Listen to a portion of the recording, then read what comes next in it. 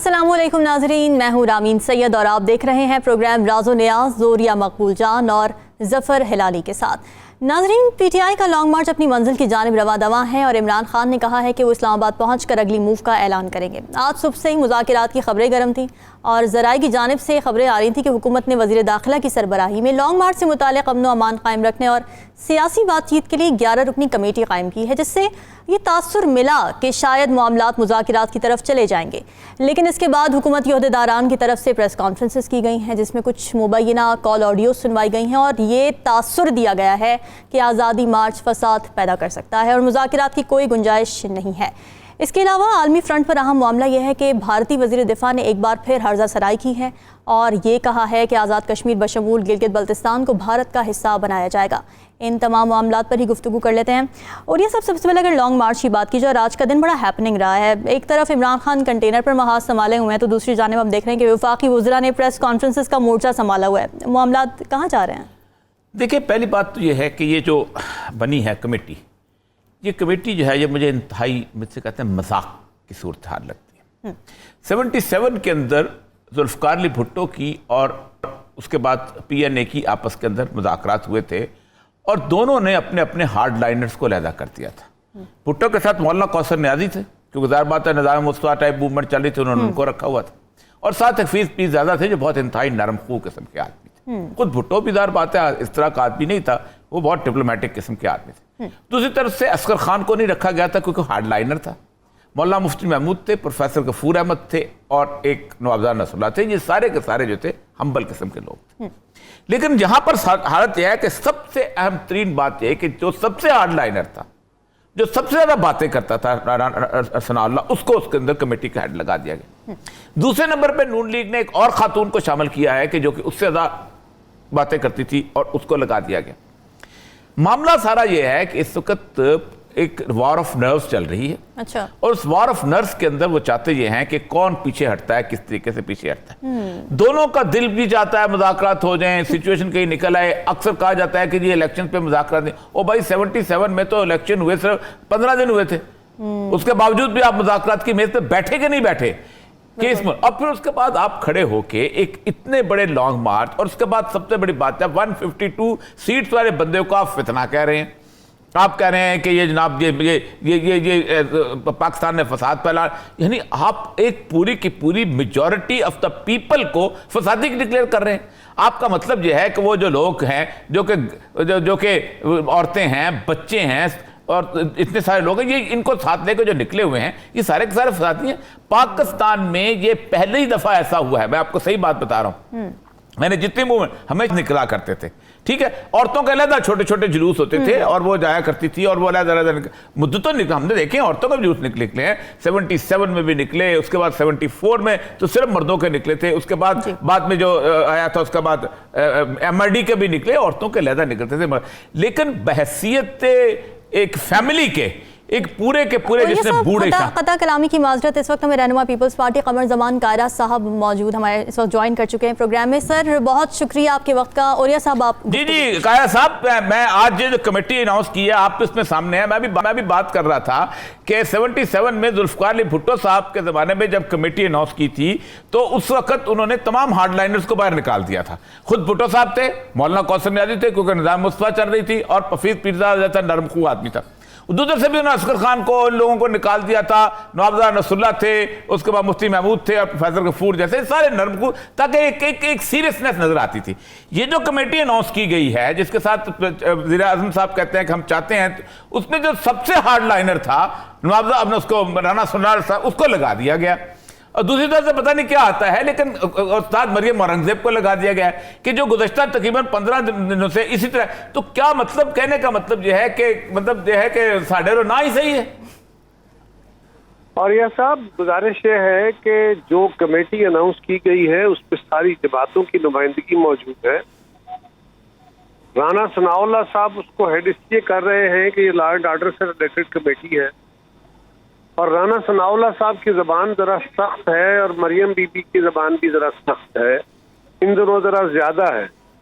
लेकिन दोनों की जबान इंडिविजुअली सख्त नहीं है।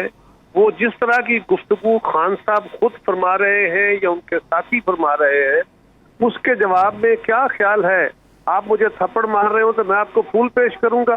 कितने दिन करूंगा? 1 दिन 2 दिन बर्दाश्त कर लूंगा, अल्टीमेटली को वक्त आएगा मेरा भी टॉलरेंस लेवल खत्म हो जाएगा। तो ये देखिए कि वो अपने तौर पे ये बातें कर रहे हैं या जिस तरह की है उसके जवाब में। और एक गुजारिश ये भी है कि उन्होंने सिर्फ ये नहीं करना कि उन्होंने दिफा करना है या उन्होंने अपनी ड्यूटी अदा करनी है, उन्होंने अपनी जमात, उन्होंने पाकिस्तान के लोगों को भी हौसला देना है कि इस्लामाबाद पे जो जत्था आ रहा है हम इसका दिफा कर लेंगे, हम इस्लामाबाद को गिरने नहीं देंगे, यहाँ की सिविल लाइफ को डिस्टर्ब नहीं होने देंगे। ये उनकी ड्यूटी है। कायरा साहब, ड्यूटी अपनी जगह, देखें ड्यूटी अपनी जगह, मुज़ाकरात अपनी जगह। आपको हमने मुज़ाकरात करते देखा है ताहिर अल कादरी के साथ। ताहिर अल कादरी की मैं जुबान, शोला बयानी, सब कुछ हर जगह आप निकाल के देख लूं, आपका तहम्मुल में देख लूं, जमीन आसमान का फर्क है। पता चलता था कि मुज़ाकरात कर रहा है, कोई पॉलिटिकल लीडरशिप सामने आई हुई है। मुकाबले में ताहिर अल कादरी साहब जिस तरह के जोश जज्बात से खेल रहे थे, सबको पता था, इस्लामाबाद के हाट में बैठे हुए थे। मतलब यह है कि वो लोग और होते हैं, मुज़ाकरात वाले और होते हैं। राना साहब, जौहरिया साहब, एक तो गुजारिश ये है कि जमा खातर रखिए इससे। मैं तो खैर कमजोर आदमी हूँ, मैं भी मौजूद हूँ और बाकी भी बड़े तहम्मुल वाले हैं और राना साहब भी बड़े समझदार आदमी हैं। वक्त के मुताबिक थोड़ी बहुत जबान में तलखी आ जाती है, लेकिन दूसरी गुजारिश ये है कि डायलॉग ये है उनके सारे अमल के लिए कि वो जो धरना देने आ रहे हैं, और अगर इस पर कोई डायलॉग का अमल शुरू होता है तो बिल्कुल आपको राना साहब के अंदर पूरी संजीदगी भी नजर आएगी और हम भी सारे वही मौजूद हैं। आप बिल्कुल पे फिक्र। अच्छा चले, ये बात इस पे चलो ठीक है, अल्लाह करे कि संजीदगी आ जाए, लेकिन चूंकि जिस तरह साथ साथ प्रेस कॉन्फ्रेंस चल रही हैं, आप बेफिक्र रहे हैं। अच्छा चलो, मुझे कोई फिक्र नहीं, मैंने क्या फिक्र नहीं की जरूरत है। एक बात सुनिए जी, एक बात सुनिए, अगर इमरान खान हर तकरीर में खड़ा होकर हमारी क़यादत को गालियां देंगे तो हमसे क्या तवक्को करते हैं? ठीक है, ठीक है, वो वॉर ऑफ वर्ड्स तो है, वॉर ऑफ वर्ड्स तो चलेगी। अब सूरत हाल ये है कि इसमें एक ही मुतालबा है और वो है मुतालबा इलेक्शंस का। अब मुझे अच्छी तरह याद है कि 77 में 2 महीने हुए थे इलेक्शन लड़े हुए, इंतखाब हुए, लेकिन एजेंडे के अंदर ये आइटम शामिल कर ली गई थी। ये थी भुट्टो साहब की एक, जिसे कहते हैं ओवरऑल। और आपको शायद याद होगा कि अगर वो उस वक्त ये सूरत ना बनती और ताले आजमाई ना होती, तो जैसे कौसर नई साहब ने लिखा है और प्रोफेसर वो साहब ने कि हमारा तो रात मायदा हो गया था।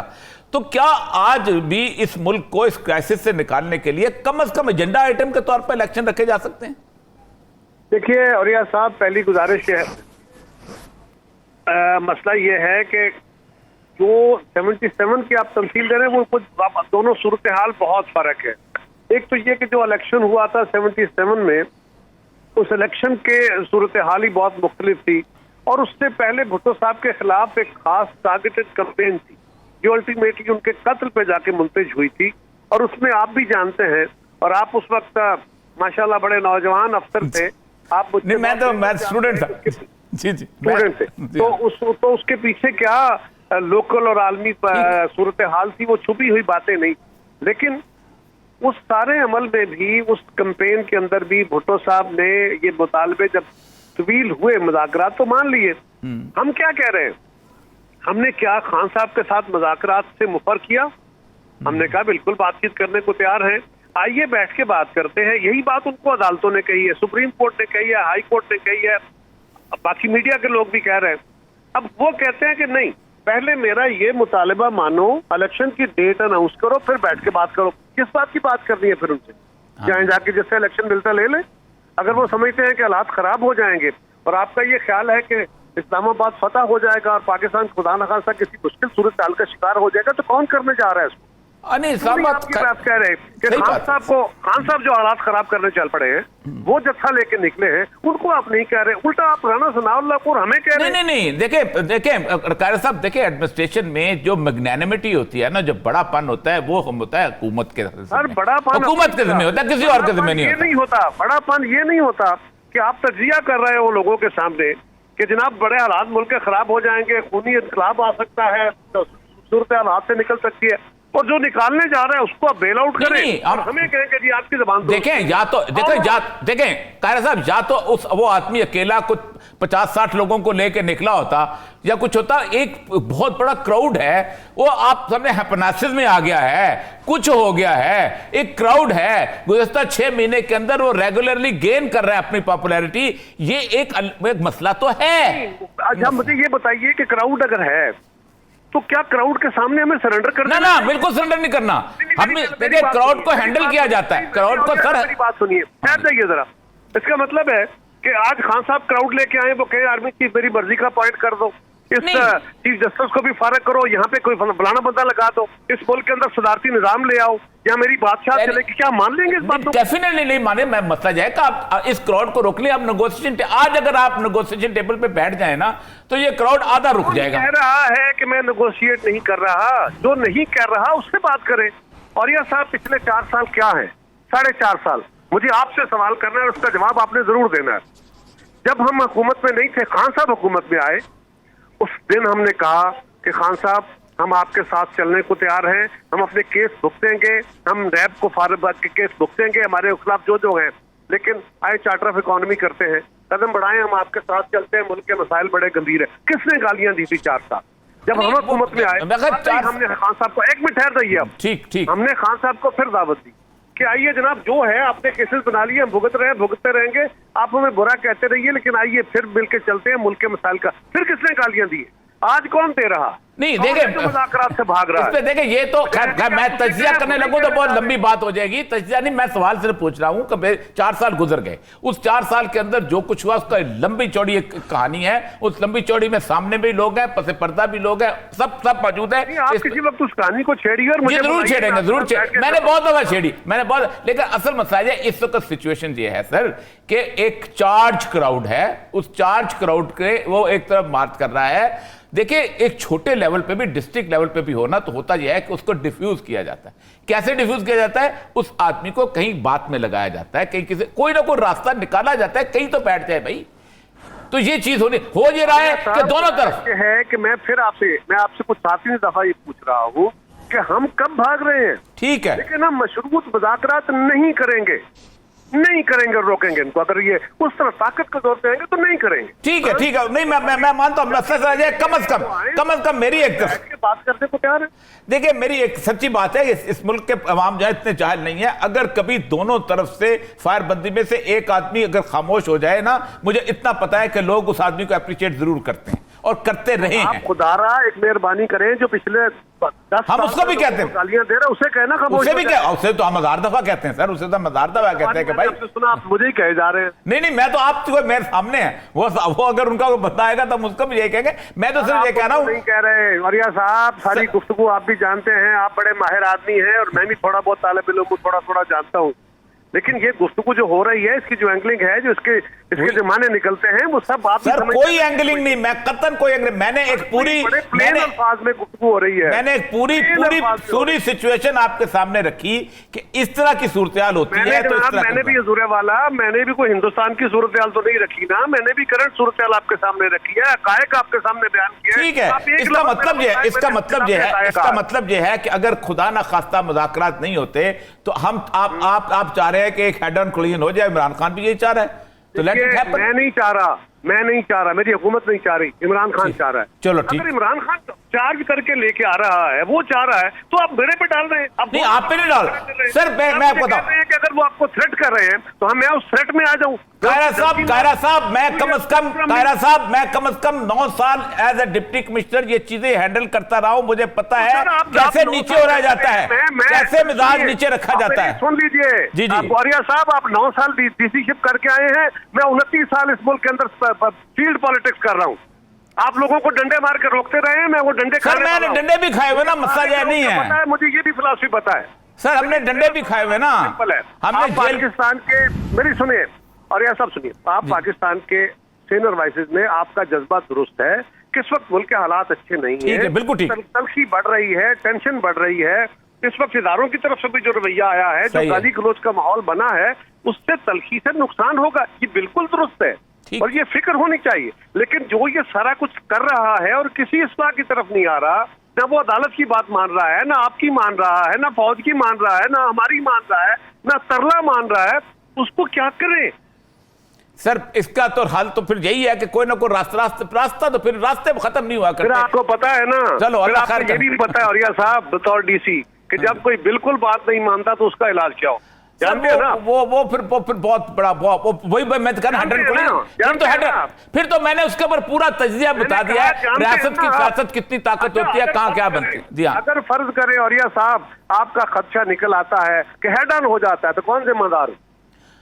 सर वो मैं जाहिर बात है कुछ मेरी हुकूमत गवर्नमेंट छोड़ के कभी भी देखिए सर एक मिनट याद रखिए, सिंपल सी बात है कि अगर तो इस सारे अरसे के अंदर दोनों तरफ से बराबर की गौर अफशानी जारी है, बराबर की गोलाबारी जारी है, बराबर की आप मैं वीडियो चला देता हूं दोनों की, तो फिर दोनों जिम्मेदार है। और एक खामोश है तो फिर मैं इमरान खान को जिम्मेदार ठहराऊंगा, मैं ठहराऊंगा, ना ठहराऊं तो मुझे कह दीजिए।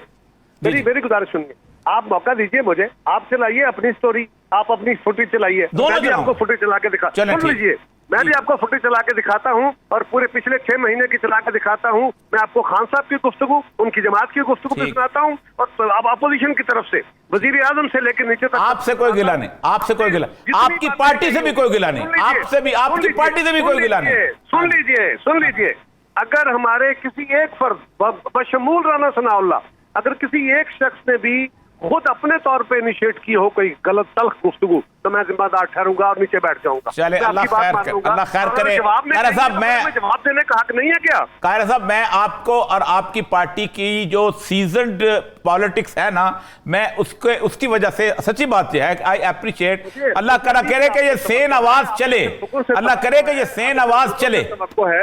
आप जैसे लोगों से तवक्को है, आप जैसे साथियों से तवक्को है कि आप खान साहब के साथ बात कीजिए, आप उन्हें समझाइए, एक तो वो अपनी अफवाज को गालियां देना छोड़े और अपोजिशन और हुकूमत को गालियां देना छोड़ दें।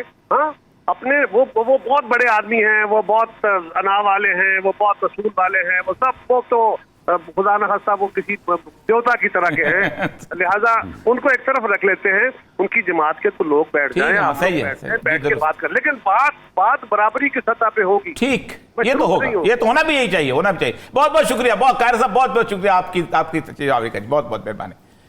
गुफ्तगू का सिलसिला और आगे बढ़ाएंगे, फिलहाल वक्त हुआ एक ब्रेक का।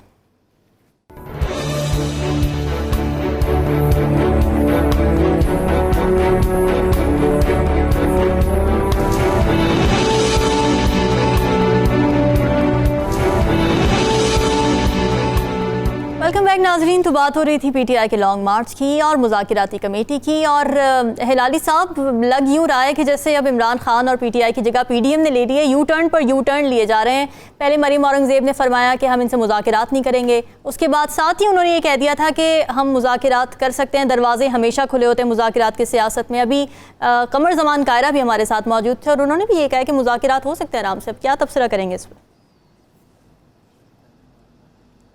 बीबी मैं तो हैरान हो गया हूँ कि ना सिर्फ कायरा साहब मगर हमारे औरिया साहब भी ये सोच रहे हैं कि ये मुज़ाकरात पीडीएम के साथ होना है। माने कि वो प्रेस कॉन्फ्रेंस के बाद क्या आप समझते हैं कि ये मुज़ाकरात पीटीआई और पीडीएम के दरमियान हो रहा है कि ये मुज़ाकरात पीटीआई और रियासत के दरमियान हो रहा है? पीडीएम किधर से आ गई? उनका तो कोई रोल ही नहीं है। ठीक, उनको पूछते हैं, उनको कहते हैं जाओ पूछ के आओ। पीटीआई स्टेट को पूछ रहा है, रियासत को पूछ रहा है, इलेक्शन डेट दो, इनको तो नहीं पूछ रहा है। तो मैं समझता हूं इसलिए मैंने सोचा कि इनसे बात ही करना it's a waste of breath. अब चलिए ये भी पता चल गया कि it's a waste of time. अब मैं आपको कहना चाहता हूं कि ये हमने कब ये फैसला हुआ कि ये रियासत और पीटीआई के दरमियान है और पीडीएम का कोई उसमें मसला नहीं है। वो उस वक्त हुआ जब अलवी साहब हमारे सदर साहब जो हैं वो कहने लगे कि मैं नाकाम हो गया हूं। कोशिश की उन्होंने, मिले लोग जो मिलना था, मगर उन्होंने कहा कि मैं नाकाम हो गया। उसके बाद मेरे ख्याल में टू एक्सपेक्ट करना कि इस लेवल पे, भाई I want to be fair to Maryam Aurangzeb, उसने आज एक प्रेस कॉन्फ्रेंस में कह दिया है हम बात ही नहीं करेंगे, हम उनके साथ अग्रीमेंट ही नहीं कर सकते, ये आदमी ऐसा है वैसा है।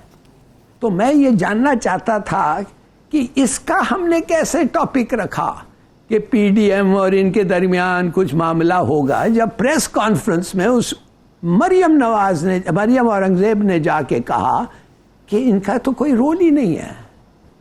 तो लिहाजा अब पता चल गया, अब सबको पता है ये दरमियान किसके दरमियान ये हो रहा है। मैं टक्कर नहीं कहना चाहता, मैं कहना चाहता हूं ये एक मसला है जिनको हल करना है, दोनों मिल के हल करना है, मगर अगर उनकी आइडेंटिटी पब्लिक को ठीक तरह से और एक्यूरेटली से बता दें तो मेरे ख्याल में वो अच्छा होगा। अच्छा लाल साहब, आपने बड़ी अच्छी बात की कि ये उस तरफ हो रहा है, लेकिन असल मसला ये है कि दिन ब दिन वक्त के साथ साथ पारा जो है वो उभरता जा रहा है। मतलब आज राना सनाउल्लाह साहब की प्रेस कॉन्फ्रेंस में उन्होंने एक ऑडियो टेप सुनाई, और ऑडियो टेप थी एक दो पश्तूनों के दरमियान, लेकिन आपस में वो उर्दू में गुफ्तगू कर रहे थे ताकि राना सनाउल्लाह भी समझ ले और पूरा पाकिस्तान भी समझ ले।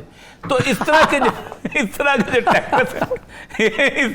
अच्छा पॉइंट है वरिया साहब। हाँ, हैरानकुन बात है ना, दोनों पठान गुफ्तगू कर रहे हैं, गुड पॉइंट, दोनों पठान गुफ्तगू कर रहे हैं लेकिन उर्दू में गुफ्तगू कर रहे हैं, और पंजाबी में मिनिमम और भी किसी और जबान पर, और वो उन्होंने चला दी, और पाकिस्तान में 22 करोड़ अवाम यकीन कर रहे हैं और राना सनाउल्लाह साहब चला रहे हैं।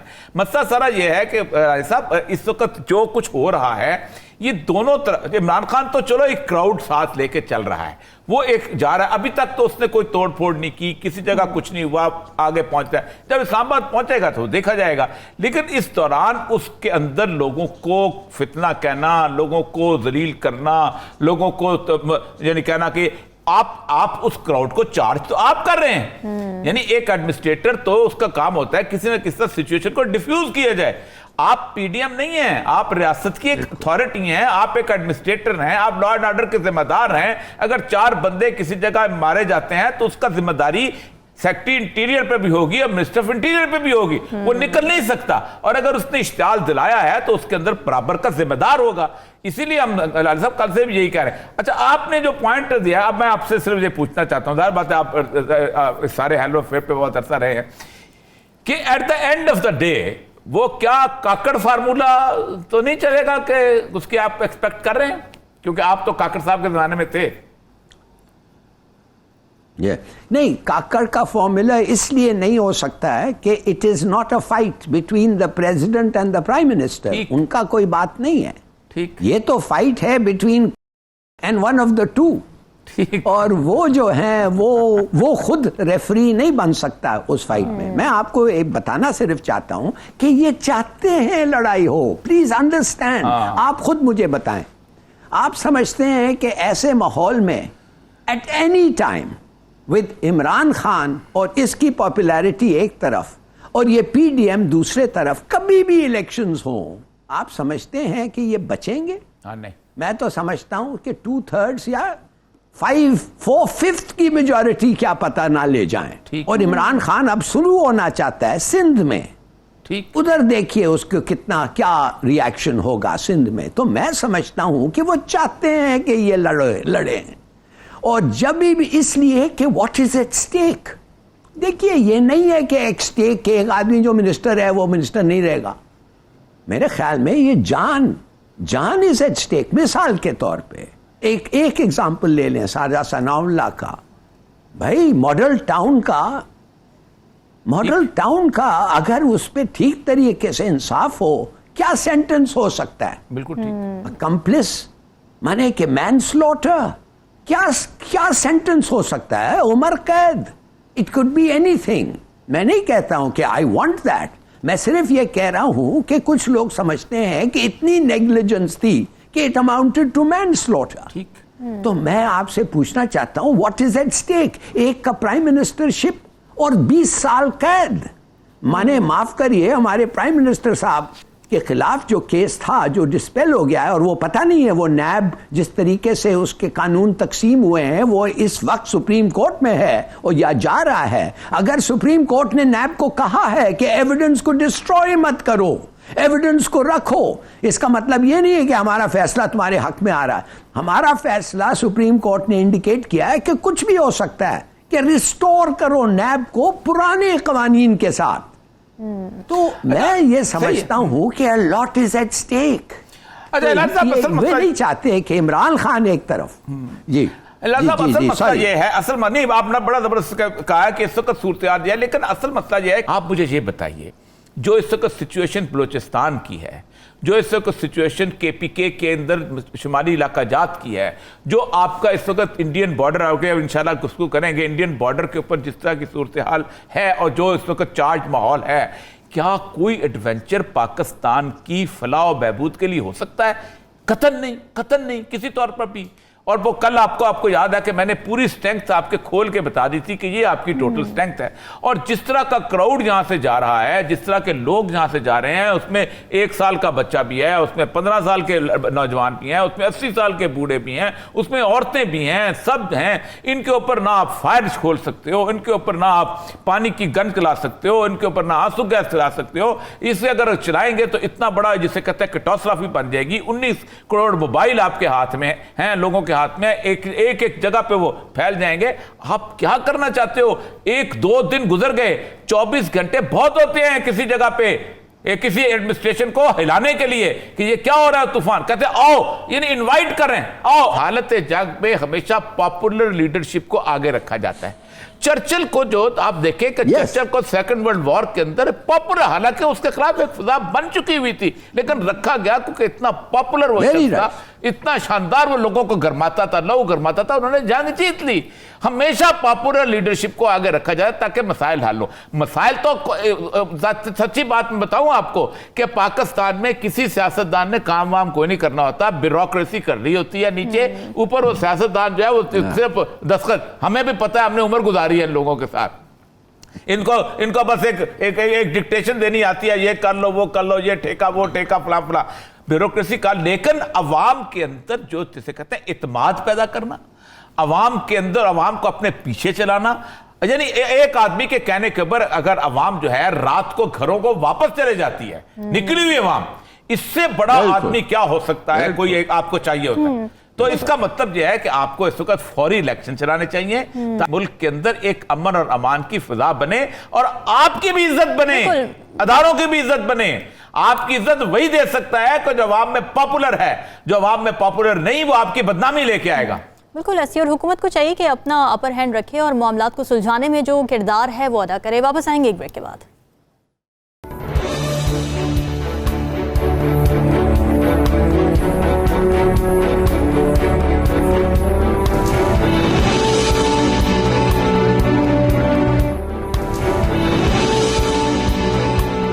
वेलकम बैक नाज़रीन। भारतीय वज़ीर दिफा राजनाथ सिंह ने एक बार फिर हर्जा सराई की है और आज़ाद कश्मीर बशमूल गिलगित बल्तिस्तान को भारत का हिस्सा बनाने का उन्होंने ये स्टेटमेंट, एक अहम बयान दिया है। हिलाली साहब, सबसे पहले आपकी जानिब आऊँगी। मुल्क में जिस तरह की सूरत हाल चल रही है, सियासी तौर पर भी, मईशत के हवाले से भी, और जिस तरह से मुख्तलिफ जो मामलात इस वक्त चल रहे हैं जिसमें इदारों को भी अंदरूनी मामलात में इन्वॉल्व किया जा रहा है, सब कुछ काफ़ी मेस्ड अप लग रहा है। आप समझते हैं कि ऐसे में इस तरह की धमकियाँ आना हम संभाल पाएंगे हालात? ये देखिए, मेरे ख्याल में ये आम धमकी नहीं है, ये सीरियस धमकी है। एक वजह तो ये ज़रूर है, जैसे आपने कहा है कि पाकिस्तान इतना कमज़ोर नहीं लगा है। हर जगह देखें तो इत्तेफाक कुछ नहीं है, डिवाइड और डिवीज़न है सब जगह। तो वो सोच सकते हैं कि ये एक अच्छा वक्त है कि हम जाएं और इनको एक माने मार के, जैसे वो बालाकोट में आए थे, ऐसा एक ऑपरेशन करें। हम भी पॉपुलर हो जाएंगे, कुछ हम दिखाएंगे कि हम जाके उनको मारे हैं, और ये भी लड़ते रहेंगे। ये तो इनका काम ही यही है, लड़ता रहना, और इदारे के दरमियान लड़ाई होगी। तो एक लिहाज से ये हो सकता है। मगर देखिए, मैं तो समझता हूँ ये इससे भी ज़्यादा सीरियस थ्रेट है। ये नहीं है कि एक फ़ायदा उठा ले एक वक्त का। ये कहता है कि लिबरेशन ऑफ गिलगित बल्तिस्तान, ये तो होना ही है कहता है, और ये होगा वो कहता है। मेरे ख्याल में इससे सीरियस थ्रेट पाकिस्तान को क्या हो सकता है? एक, अब ये कौन थ्रेट दे रहा है? ये नहीं है कि एक सेक्युलर कांग्रेस पार्टी का एक डिफेंस मिनिस्टर जाके ऐसे चीज़ें कह रहा है अपने फौज के मोराल के लिए। ये वो लोग हैं जो समझते हैं कि हर मुसलमान जो मारते हैं एक सवाब मिलता है उनको। ये मुसलमानों से नफरत करते हैं, इनका स्ट्रेंथ है ये नफरत। और हर इलेक्शन के पहले ये एक झड़प होती है, और हमारे इस इलेक्शन के पहले जब ये इलेक्शन आएगा आप देखेंगे एक और झड़प होगी। अच्छा। और वो कैसे होगी, इन्होंने पूरा जाके पता नहीं कितने बिलियन डॉलर्स खर्चा है, रेनो फाइटर्स लिया है इन्होंने। ये अपने फौज को कह रहे हैं एक बहाना नहीं होगा जो अगला बहाना था उस वक्त कि हमारा एयरफोर्स ठीक नहीं था ये वो। इस वक्त अब हम जाके झड़प करेंगे पाकिस्तान के साथ, हम आपको 7-9 बिलियन डॉलर के एयरक्राफ्ट दे रहे हैं। तो मेरे ख्याल में बीबी हमें बिल्कुल तैयार होना चाहिए। मगर हम क्या देख रहे हैं इधर, हम क्या देख रहे हैं इधर, इंस्टेबिलिटी। पहले तो डिफेंस मिनिस्टर आज तक नहीं बोला है, मेरे ख्याल में नहीं बोला है, पता नहीं है बोला है आपने सुना, मैंने तो देखता रहा हूँ। फॉरेन ऑफिस का तो काम ही है ना जी, वो फौरन उन्होंने कुछ किस्म की समरी दी होगी, एक दिन लगा होगा उसको अप्रूव करने के लिए, और उन्होंने दैट्स नॉट इनफ।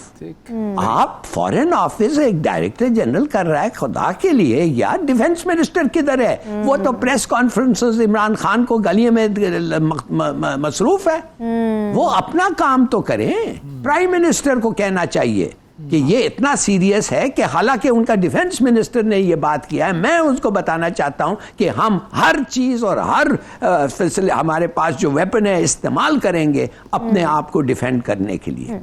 और ये वो भी नहीं हुआ। बिल्कुल बिल्कुल। और ये सब मसला कश्मीर हल करने के लिए अब कई तरीके इस्तेमाल हो चुके हैं, मुज़ाकरात के कई अदवार हुए हैं, लेकिन सबसे अहम बात तो ये है कि भैया भारत ये मसला हल करने के लिए तैयार भी है, जिसकी सारी सियासत पाकिस्तान दुश्मनी पर चलती है। ताल्लुक नहीं है। 2019 में जो पेंटागन स्ट्रेटजी आई थी उसके अंदर ये था कि सी पैक को खत्म करने के लिए गिलगित बल्तिस्तान का इलाका जो है उसकी अगर एक मूवमेंट चलाई जाए और वो अगर इंडिया के पास आ जाए या उसको आजाद भी डिक्लेयर कर दिया जाए तो वो लिंक जो है चाइना और पाकिस्तान का वो बिल्कुल खत्म हो जाएगा, और चाइना जो है वो वापस एक उस तरफ लैंडलॉक सूरत में चला जाएगा, और वो बलाका की वो एक छोटी सी गुजरगाह जो है उसका उससे महदूद होकर रह जाएगा।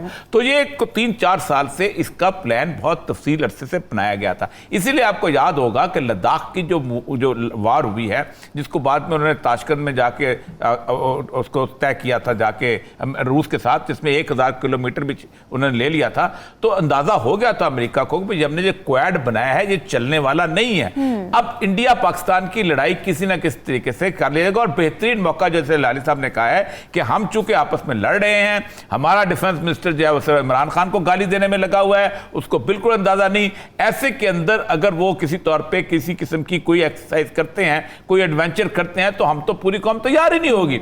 पूरी कौम को तो हमने इस बात लगाया कि आओ आओ आओ आओ जल्दी जल्दी आओ आओ आओ इस्लामाबाद आओ, हम तुम्हें देख लेंगे, आओ तो अब हम तुम्हें देख लेंगे। ये एडमिनिस्ट्रेशन होती है, ये इस तरह की हुकूमतें होती हैं कि जो खुद बुलाया करती हैं ओ भाई किसी जगह आप बैठ के उसको ठीक करते। असल मसला ये है कि ये पूरे का पूरा प्लान जो है ये पाकिस्तान के खिलाफ, सिर्फ ओनली पाकिस्तान के खिलाफ नहीं है, बल्कि चाइनीज इंटरेस्ट को भी हिट करना है।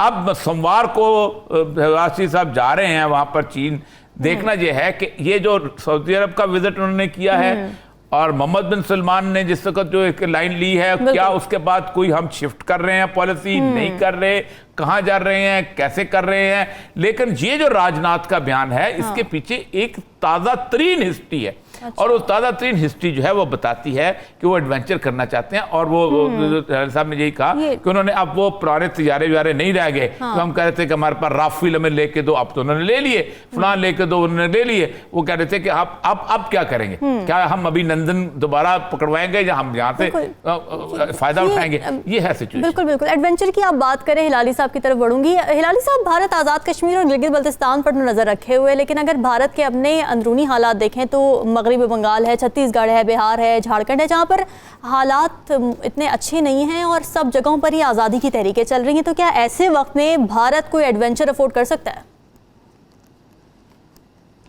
देखिए जी, ये जो हमारा अपना जो प्रोपेगेंडा है ना, जो कहता है कि इधर बड़े रिबेलियंस हैं और इंडिपेंडेंस मूवमेंट्स हैं, थोड़ा सा ये गलत बात है। ज़रूर कुछ ऐसे लोग हैं जो चाहते हैं कि अलग हो, मगर उनकी कोई ऐसा उम्मीद नहीं है और इम्कान भी नहीं है। इंडिया इसको बड़े ठीक तरीके से कंट्रोल किया है। असम में भी हम तो 40 साल से सुन रहे हैं कि अभी अलग हो रहा है, अभी अलग हो रहा है। Forget about that. आप अपने आप में कॉन्सेंट्रेट करें। देखिए, मैं आपको ये बताना चाहता हूँ, कोई हिंदुस्तानी प्राइम मिनिस्टर आज तक इतने पैसे डिफेंस में नहीं खर्चा है जितना मोदी में कर गया। वो क्यों कर रहा है?